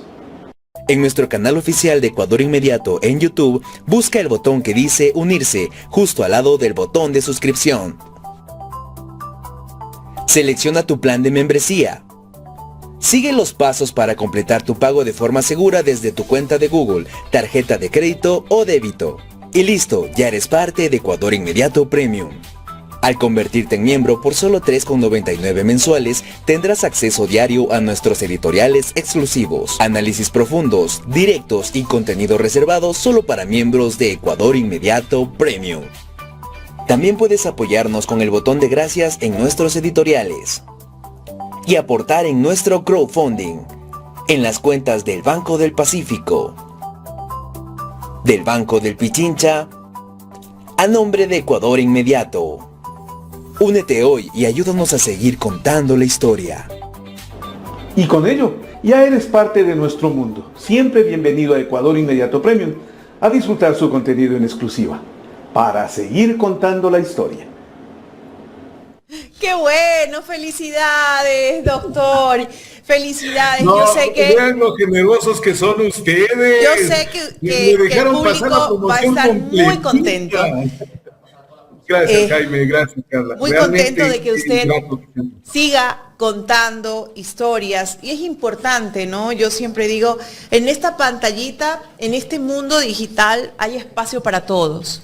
Sobre todo cuando esos todos estamos unidos en la lucha de la verdad. Así que cualquier aporte en seguir en esa lucha constante de develar la verdad, de contar historias reales, pues siempre vamos a darles los mejores augurios. Muy contentos de su regreso. Yo no me pierdo un editorial suyo, doctora. Y vamos a seguir escuchando esas historias. Esa es la parte linda de todo esto. El sacrificio vale la pena. ¿Saben por qué? Porque se comparte criterio. Porque hacemos espíritu crítico en el país. El que ustedes me privilegien con escucharles a mi editorial se convierte en un mensaje doble, porque inmediatamente muchos de esos conceptos ustedes los trasladan a su público con sus preguntas, con sus análisis a los cuales uno ha contribuido. Realmente, vean, yo me siento privilegiado de contar con su amistad. y la del grupo de amigos que conformamos esta especie de cofradía en la comunicación digital, como bien dice Carlita, luchando por la verdad, ¿no? Esta es la misión, la tarea. Así es que la única recomendación, claro, para poder volver tuve que consultar con los médicos y con mi familia, ¿no? Principalmente. Me dijeron, bueno, vuelve, pero... Suave. Poco a poco. Yo me aventaba a veces jornadas de 12 horas diarias de trabajo, ¿no? O sea, la entrega por Ecuador Inmediato fue grande. Entonces, sí, este va a ser el regreso despacito. Voy a Ecuador Inmediato Premium, será con ese público. Le pido que por favor afíliese, como le contamos en nuestro mensaje, afíliese y comparta todos los días, de lunes a viernes, a partir de este lunes 9, será un análisis y luego tenemos algo que es grato. Le vamos a permitir al público interactuemos con el público, que nos pregunte y nosotros responder y abrir un debate interesante con la gente, aprovechando las bondades de la tecnología. Entonces, generemos también esa tendencia con los miembros de Ecuador Inmediato Premium. Es gratitud, esto es gratitud. Se quedaron conmigo, vamos a ofrecerles un gran espacio que será el día a día de Ecuador Inmediato. Pero esa es la primera buena noticia. Hay una segunda. ¿Cuál es la segunda? Que vamos despacito a iniciar una campaña de recolección a través del código QR en De1, ya vieron ustedes, para que sigan los editoriales, pero sobre todo, ¿saben para qué, Jaime, Carlita? Hay mucha gente que nos pide que vuelva Ecuador Inmediato Web, el periódico digital, que fue clausurado por Lenny Moreno. Que vuelva, volvamos, vamos de nuevo. Lo que fundamos allá en el 2004, bueno, 20 años después, de nuevo, con fuerza, con una tarea ratificada, y en medio de este caos que a veces es la información digital, nosotros contribuir al orden, como era Ecuador Inmediato, ¿se acuerdan? Ese orden global donde estaban todas las noticias, en forma ordenada, porque los seres humanos también, así como tendemos al caos, también tendemos al orden, ¿no? Y entonces, encontrar el análisis diario con el fin de que el público se nutra de una información adecuada en medio del mare magnum en el que nos hallamos. Así es que Ecuador Inmediato puede volver si ustedes nos ayudan. Les pido $1 por semana. Les pido $1 por semana, no pido más. Ayúdenme, en el QR es facilito, $1 por semana. Y vamos, ya van a ver claro el resultado que tenemos. Ahí nos vamos a integrar, les cuento, ¿ah? Por supuesto. Ya van a ver. Doctor, permítame leer un mensaje de Mr. Gabo. Dice, saludos, doctor Arauz. Yo soy miembro de Ecuador Inmediato. Allí estaré. Me alegra saber que se recupera de su salud. Excelente anuncio. Gracias, Mr. Gabo, por el aporte. Sí, le he visto a usted en nuestros espacios en Premium. Muchas gracias, Mr. Gabo. Gracias por haberse quedado, ¿ah? Gracias por seguirnos y por continuar. Así es que estas noticias sí es bueno compartir con los amigos. Ustedes me han estado visitando todos los meses en este tiempo de ausencia. Y son mi ventana de expresión. ¿Cómo no compartir entonces lo mejor? Y a partir de ahora, ese espacio que tenemos también es para ustedes. Siempre lo será para ustedes. Usted, Jaime, y usted, Carlita, saben que tienen en nuestra casa todo el respaldo y todo el apoyo. Y ahí seguimos en la a pesar de todas las amenazas y todo lo que vivimos, ¿no? Que no es fácil. Claro, o sea, ese es el precio un poco que hay que pagar, ¿no? Ese público que amenaza, en el que están los del poder, es un público que todavía no entiende la dimensión que tiene la comunicación digital. Esa comunicación digital que no perdona. Porque como he dicho en otros espacios que me han entrevistado en estos días, es el ciudadano el protagonista de la noticia. Y es el periodista, el especialista, el profesional de la comunicación, el que purifica la noticia, perfecciona el mensaje, no lo manipula y lo convierte en información con todos los elementos porque podrá haber cambiado la técnica, porque en efecto ha cambiado la técnica de la comunicación con estas innovaciones de la revolución digital. Pero no han cambiado los principios, Jaime, Carlita, no han cambiado. La información sigue siendo con estos principios de honestidad, de rigor profesional, Así es. de ética periodística y sobre todo de un equilibrio y un pluralismo indispensables. Eso con lo que se forjó la prensa desde hace siglos sigue siendo el principal baluarte en el que tenemos que seguir. Ahora tenemos nuevos medios, está muy bien, y hay personas que hacen comunicación de su manera. Siempre observen que la comunicación no es resultado del empirismo, no se aprende de oído, no porque te metes a una página web o creas un canal de tu red social, ya eres periodista, comunicador y lanzas mensajes de manera indiscriminada. No, cuidado, la comunicación es una ciencia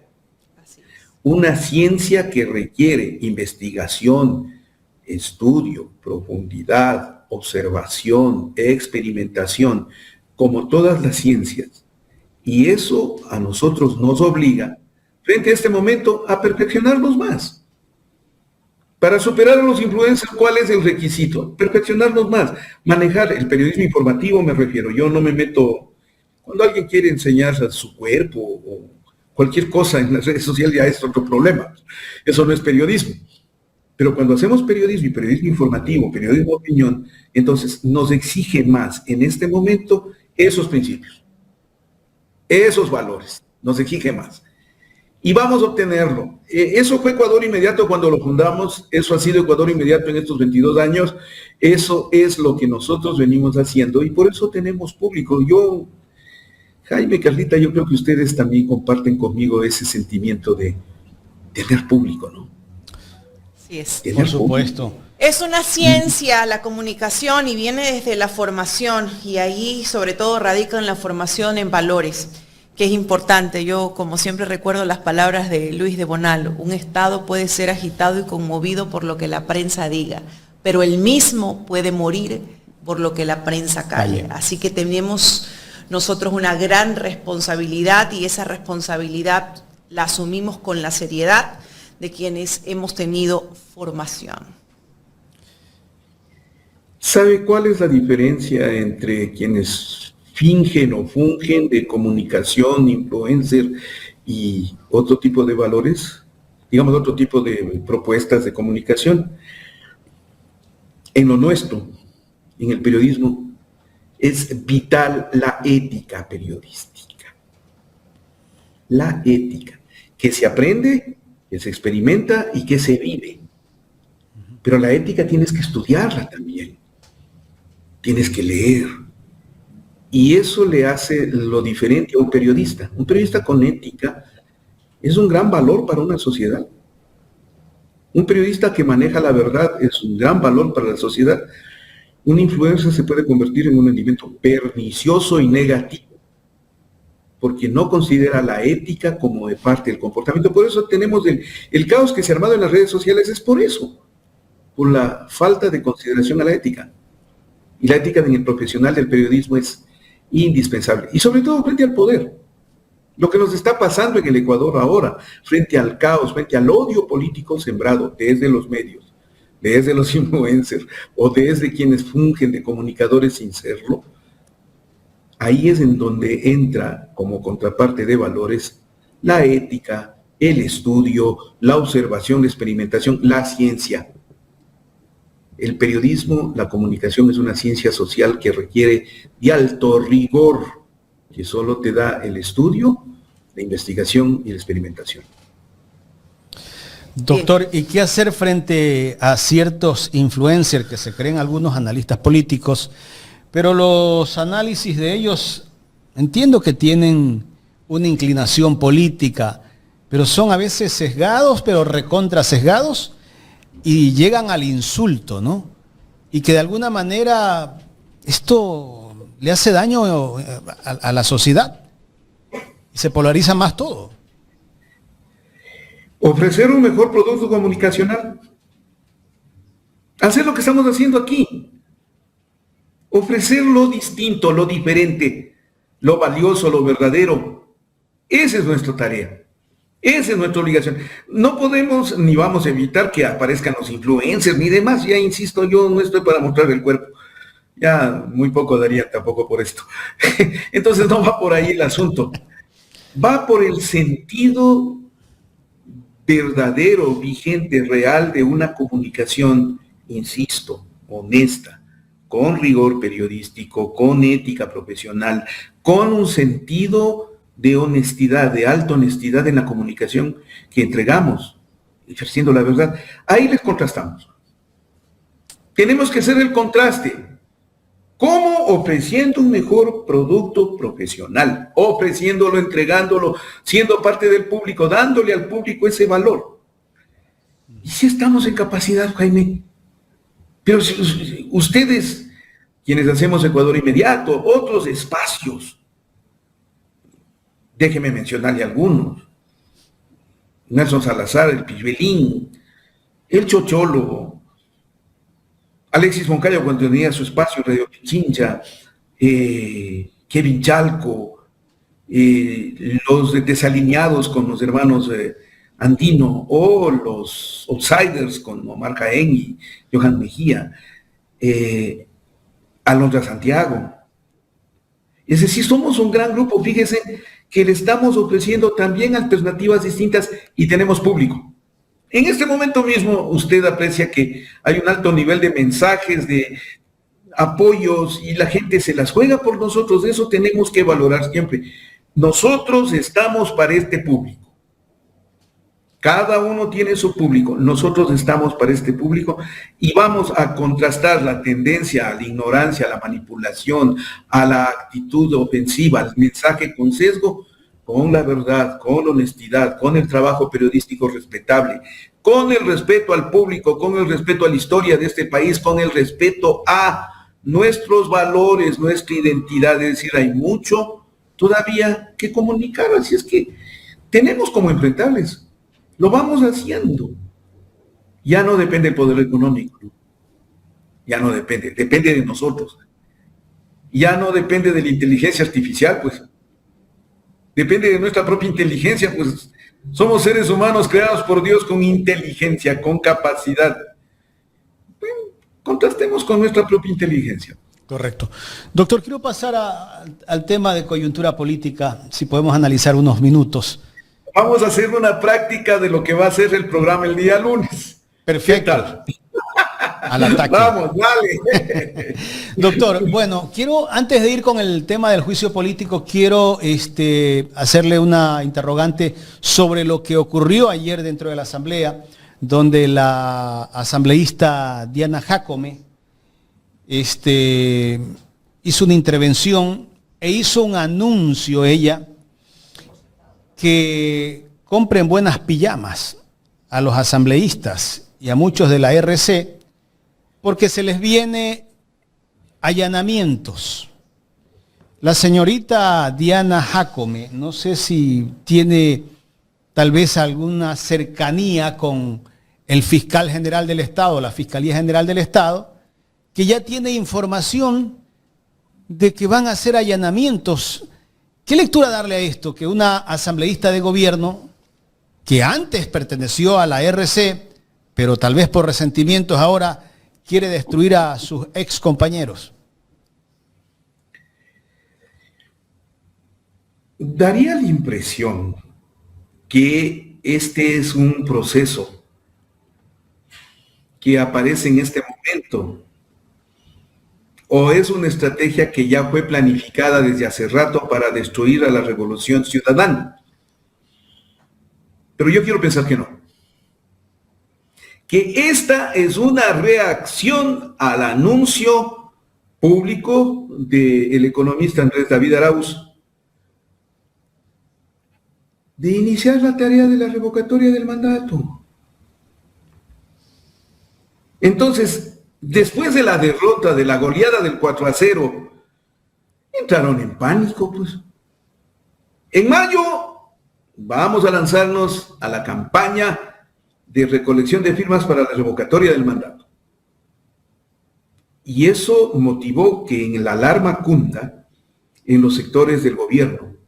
Y por eso van en cadena una serie de reacciones, a mi criterio equivocadas, porque tratan de enfrentarse con el único enemigo político que tiene en este momento, con un único contrincante, que es la Revolución Ciudadana. Malentendiendo lo que pasó con el 60% de la población de Ecuador que votamos por el no.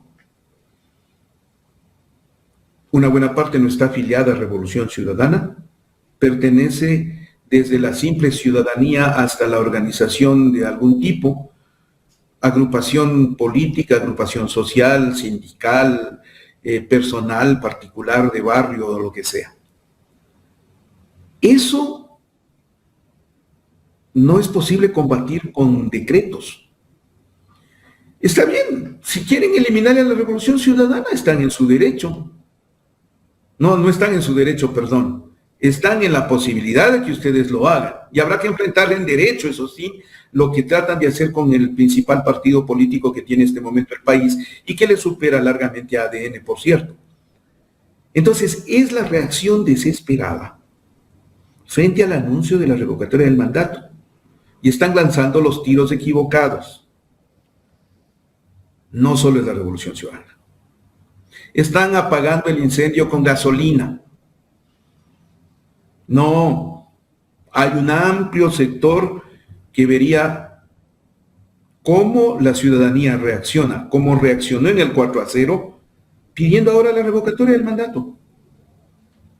Pidiendo la revocatoria del mandato. Para colmo de males, dentro de ADN ya comienza a surgir una tendencia de rechazo a lo que está haciendo el gobierno, de rechazo para enfrentarles a los actos de corrupción, porque les contamina a todos los de ADN. 2, a las acciones que se toman, por ejemplo, para proteger al señor Mario Godoy, o para escudar y cuidar a las asambleístas ahí, las que aparecen ahí, con las muchachas y los narcos y no sé qué relajos. Es decir, aquí no existe ya al menos una parte honesta dentro de ADN que comience a reclamar por qué viaja tanto el presidente de la República, por qué no se sienta a gobernar. Sí, eso está pasando. Y entonces sale el discurso de la asambleísta Diana Jacome, que en el fondo a mí me da la sensación de lástima, de conmiseración, por alguien que expresa su frustración de manera tan abierta y pública. Es la frustración de la señora Diana Jacome, perdón, me confundí con la doctora Diana Salazar. Es la frustración que ella tiene por no haber podido ser la candidata de Revolución Ciudadana. Porque ella fue parte de la Revolución Ciudadana en Alianza País. Al no tener un espacio, salió a buscarlo al lado contrario, se pasó a la vereda de al frente y encontró en ADN. Y entonces ahora trata de expresarlo con venganza, con rabia. No hay nada peor que una persona así con odio político, créanme. Pero está jugando el papel que le corresponde dentro del grupo en el cual ahora tratan de defender la corrupción, la ineptitud, la incapacidad con la que está enfrentando este gobierno y que les está afectando a ellos, porque a ella también le afecta el hecho de que sea un gobierno con señales de corrupción tan fuertes, con implicaciones con el narco, el crimen organizado, los conflictos que le van surgiendo y que tiene que defenderlo. Y entonces, ¿cuál es la mejor defensa? El ataque. El ataque. Doctor, y ayer mismo salió una supuesta sentencia que se filtró desde el Tribunal Contencioso Electoral, donde allí hay una sanción para los responsables económicos del movimiento, para Luisa González y para Andrés Arauz. La sanción sería 70 salarios básicos unificados a cada uno, más 4 años que le quitan los derechos políticos. ¿Esto fue casi concadenado con todo lo que dijo Diana Jacome o qué? ¿O se les escapó? Sí. A ver, están enfrentando las controversias con miedo. Están sembrando el miedo. la reunión para decidir en el Tribunal Contencioso Electoral, al que le venimos denunciando desde hace tiempo atrás como una cloaca de la política. ¿Qué es una cloaca? Es anticiparse a la reunión del 18 de febrero, pues. Era para después de carnaval, pero ya tenían redactada la sentencia. ¿Cómo la tuvieron en el caso de la señora Verónica Abad con la jueza Nubia Vera, a la que le entregaron el pendrive? ¿O como la tuvieron o la quisieron tener con el juez Carlos Serrano? Así están actuando. Bueno, el Tribunal Contencioso Electoral tiene la mancha de que ya estos casos de anticipo de la sentencia o que les dan haciendo la sentencia a ese grupo de jueces, con el caso Yunda, no se olviden que la sentencia en contra de Jorge Yunda fue redactada en el municipio de Quito, en el despacho de uno de los asesores del alcalde de ese entonces, el señor doctor Santiago Guarderas. Eso fue comprobado por el único juez honesto que tienen en ese tribunal, que es el doctor Richard González Dávila. Entonces, ¿qué se sorprende?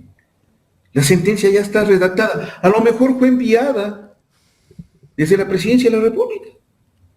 Pero esa es la muestra del miedo. Y lo sueltan a propósito antes de la reunión con el fin de amenazarles. No sigan con la revocatoria. No vamos por ese lado. Si lo hacen, les quitamos la membresía de Revolución Ciudadana en el espectro político. Y cuentan con un tribunal. ¿Y por qué tienen tanto miedo con la revocatoria, doctor? Porque pueden perderla, pues, de Jaime. Porque pueden perderla, porque si tuviésemos un tribunal electoral, un Consejo Nacional Electoral honesto, que no lo es, yo les puedo decir por experiencia propia, me tocó ganarles en sentencia para el periodismo digital, la publicidad. Y eso les dolió tanto que nos excluyeron. Bueno, pero si existiese un Consejo Nacional Electoral honesto, en este momento la revocatoria estaría garantizada, pero hay que pelear con el Consejo Nacional Electoral la posibilidad de una revocatoria. Por eso es que un grupo de académicos, de profesionales del derecho, especialistas, han reclamado la renuncia del Consejo Nacional Electoral antes de pedir la revocatoria. Antes de pedir la revocatoria. Porque la revocatoria en sus manos no tiene ninguna garantía. No, pues ahí hay un poco de sinvergüenza. Yo soy de los que cree que en las elecciones para esta nueva ocasión se dieron con fraude. En abril del 2025, a mi criterio. Es que todo fue sospechoso, doctor, porque... Claro, lo de los teléfonos celulares. O sea, ahí ya tienen ustedes una gran razón de sospecha, que hasta ahora no nos explican por qué. ¿Será para que no quieren que se vea la marca de agua de la papeleta? ¿Será para que no se vea el código de barras? ¿Para qué hicieron eso? Claro. Todavía no nos lo explican. Para hacer zapato. Deben irse. El Consejo Nacional Electoral, por un grado de honestidad, debe irse. Y la revocatoria puede ser planteada, es un derecho ciudadano. El gobierno más bien debería pensar en cómo enfrentar con estrategia propia, con obras, con acciones positivas, con beneficios ciudadanos, y no contra un solo grupo político cuando la revocatoria del mandato puede ser, óigame bien, Jaime, un proceso muy, muy fuerte, pero ciudadano. ¿Y cómo se va a enfrentar o cómo enfrentar desde la ciudadanía, desde los grupos sociales, a ese Consejo Nacional Electoral frente a una posible revocatoria de mandato? Porque ahí es que nosotros decimos, bueno, ellos van a seguir cuidando los intereses del gobierno. Probablemente ni siquiera quieran darnos los formularios. ¿Cómo vamos a enfrentar a ese poder que está tomado por el gobierno de turno y que ha estado tomado por todos los gobiernos de turno? Sí se fijó, Carlita, cómo ganó el no. Por presión ciudadana. Tenían todo. Sin pauta ganó el no. Sin pauta. Contra Todo. ¿Cuánto gastó el gobierno en campaña, En con promoción? bonos y todo? Unos 800 millones. Dios averigua menos y perdona más. Porque solo en bonos se gastaron como 500, creo, ¿no? Qué bárbaros, ¿no? Ya. ¿Por qué se ganó? Por presión ciudadana. En las redes sociales jugaron un papel fundamental la gente que les combatía a los trolls, la gente que emitía su criterio, la gente que pensaba de manera diferente, todos aquellos que se sentían obligados a exponer su criterio y motivar a los otros. Ese fue el factor que determinó el espacio de triunfo para el no. En este caso, tenemos a un gobierno que tiene un serio problema. Su imagen se ha ido deteriorando seriamente. Su credibilidad va en descenso. Y los conflictos que le asoman de un momento a otro solo incrementan el escándalo. Y es escándalo tras escándalo, tras escándalo, tras cuestionante, tras cuestionante y tras cuestionante. Resultado, la gente se va haciendo su propio criterio, ¿no? La gente se va haciendo su propio criterio. Y con ello logra realmente lo que, insisto, hacer masa crítica. En comunicación eso es un secreto muy positivo. Quien hace masa crítica y que logra que el impacto de su mensaje sea tan alto, es el que gana cualquier tipo de enfrentamiento, batalla o como quieran llamarle en la comunicación como tal. Lo que no conviene es el silencio, y este gobierno ha guardado demasiado silencio ante muchas de las circunstancias que enfrenta, la corrupción, la acusación de narcotráfico, los problemas de crimen organizado, los comportamientos indebidos de sus funcionarios, los responde con silencio. Los viajes no son explicados. Por ejemplo, tomen ustedes en cuenta la decisión del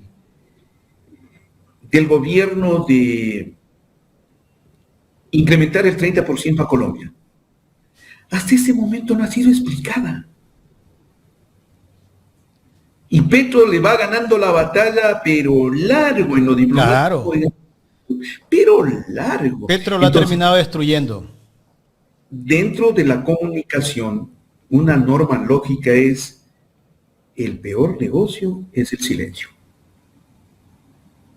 El peor negocio es el silencio. Te ganan tus enemigos. En ese momento te ganan. Ya después es tarde para que expliques. Como dicen los mexicanos, cuando ya ni llorar vale.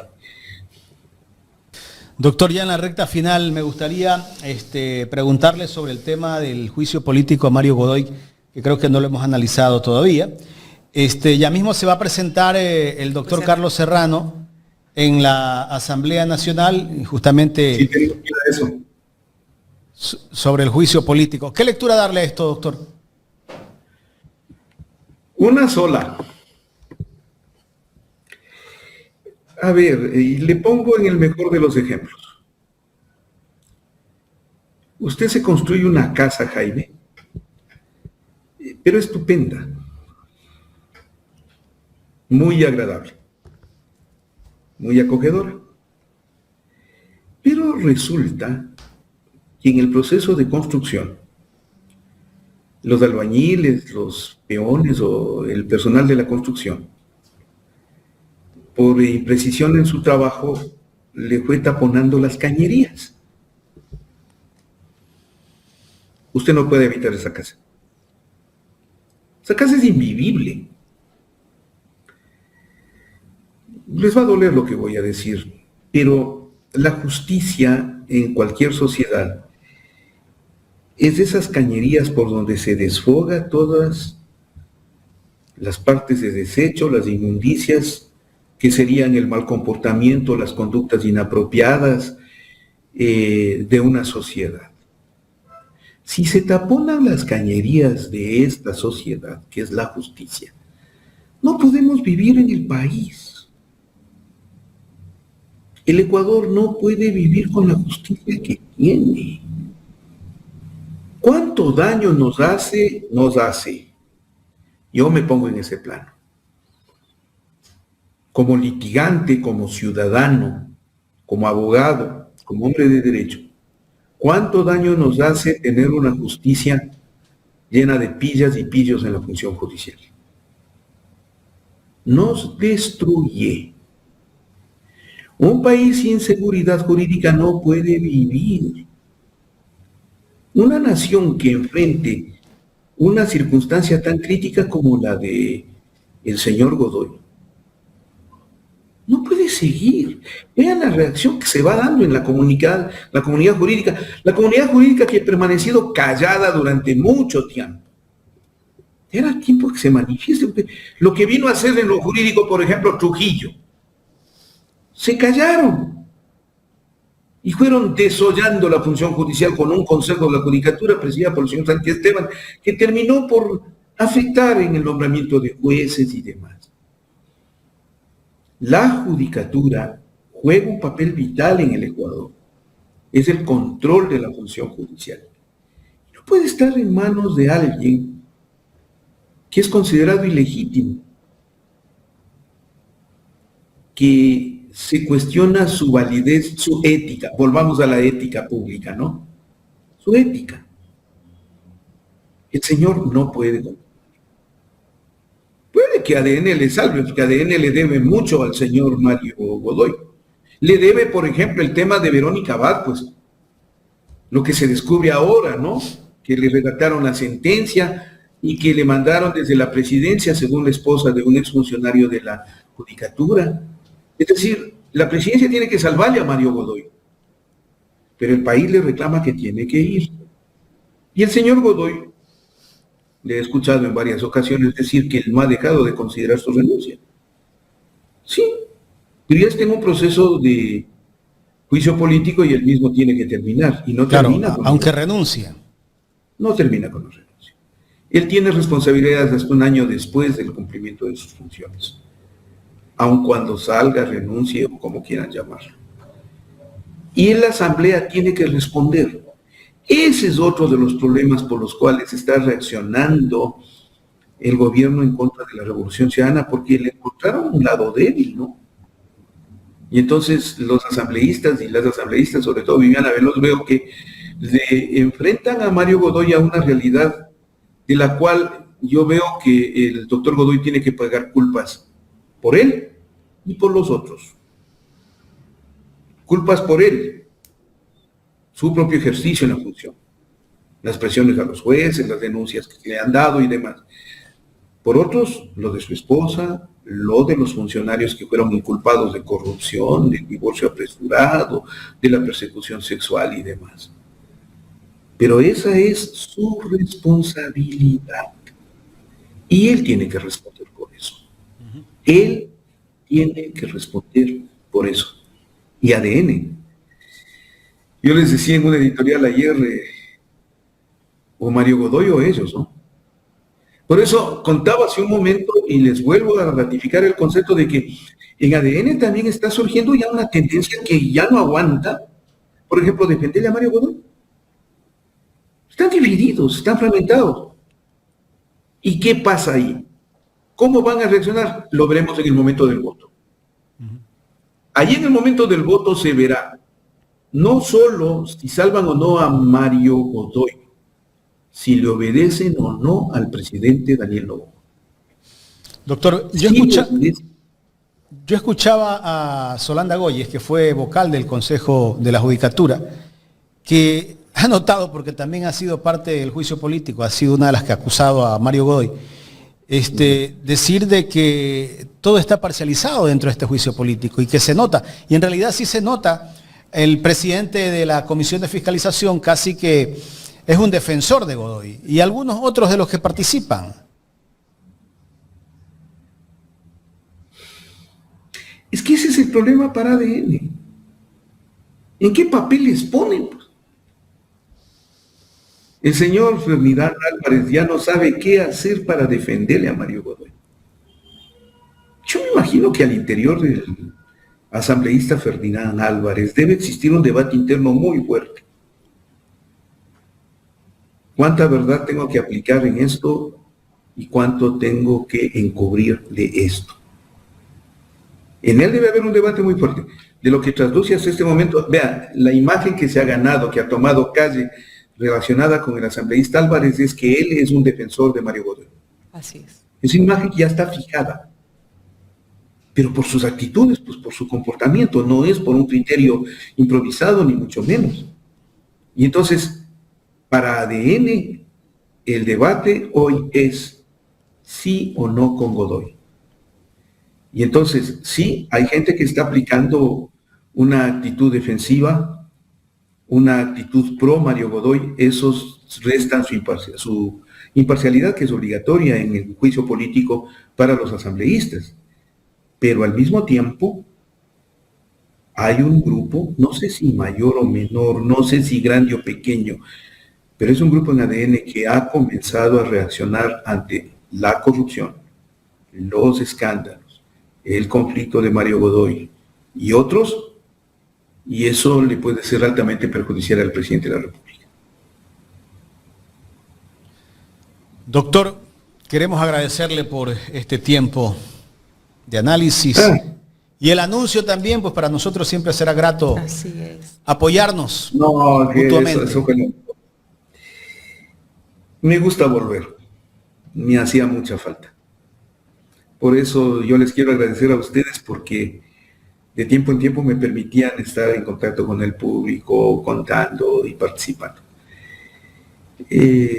Eso no se suspende, por favor, el hecho de que yo retorne al espacio en Ecuador Inmediato no suprime para nada este espacio en Ecuador en directo, todo lo contrario. Una vez al mes y cuando ustedes quieran, pues yo estoy a su disposición, Carlita y Jaime, siempre lo estaré. Gracias a usted. Más que por la actitud, por la sensación de que qué grato es un espacio donde se puede decir la verdad. Total, la verdad no tiene cómplices. Así tiene que ser. Gracias. Como siempre, primero, muchas gracias y segundo, pido de ustedes, por favor, el permiso adecuado para difundir esta entrevista también en Ecuador Inmediato, por derechos de autor. Listo, doctor. Gracias. Carlita. Un abrazo, doctor. Gracias, felicitaciones. Y qué bueno tenerlo de regreso. Ya lo saben, amigos, tenemos mucha programación de distintos medios que sin duda alguna necesitan de su aporte, de su apoyo, de su ayuda. Ponga su like.